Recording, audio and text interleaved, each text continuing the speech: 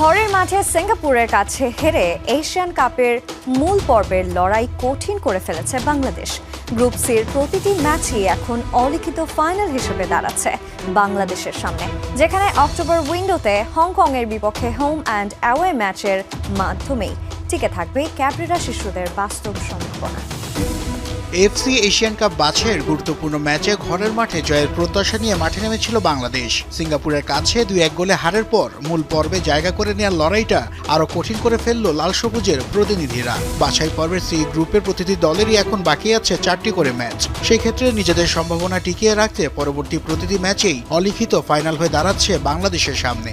সিঙ্গাপুরের কাছে হারের ফলে বাংলাদেশের অবস্থান পয়েন্ট টেবিলে 3 নম্বরে। এদিকে হংকংয়ের কাছে 1-0 গোলে হেরে ভারত আছে তলানিতে। দুই দলের পয়েন্ট সমান হলেও গোল ব্যবধানে এগিয়ে লাল সবুজরা। যদিও সমীকরণের হিসেব সহজেই যে মিলাতে পারবে জামাল হামজারা তা কিন্তু নয়, বরং পয়েন্টের অঙ্ক সমাধান করতে বাংলাদেশকে জিততে হবে বাকি থাকা 4 ম্যাচের সবগুলোতে। যদি তা সম্ভব হয় তবে তাদের পয়েন্ট দাঁড়াবে 13তে। সেখানে যদি উভয় দল একে অপরের বিপক্ষে একটি করে ম্যাচ জিতে তাহলে পরবর্তী ধাপে বিবেচনায় থাকবে গোল ব্যবধান। তাতেও যদি সমতা না ভাঙে তবে যে দল বেশি গোল করেছে সেই হিসেব ধরেই এগিয়ে থাকবে তারা।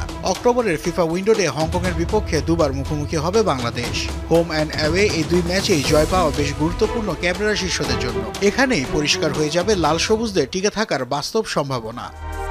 তবে বাংলাদেশ দলের আক্ষেপের নাম সিঙ্গাপুর ম্যাচে ক্লিন পেনাল্টি পেয়েও শেষ পর্যন্ত তা না পাওয়া। ম্যাচের 93 মিনিটে ডি বক্সে ফয়সাল আহমেদ ফাহিমের পায়ে সরাসরি আঘাত করেন সিঙ্গাপুরের ইরফান নাজফি, কিন্তু ফিলিপিন্স রেফারি ক্লিফোর্ড দেপুয়ে সেদিকে কোনো নজরই দিলেন না। পাশাপাশি এত আয়োজনের পরও ভিএআর না থাকার আক্ষেপে পুড়েছে পুরো দল।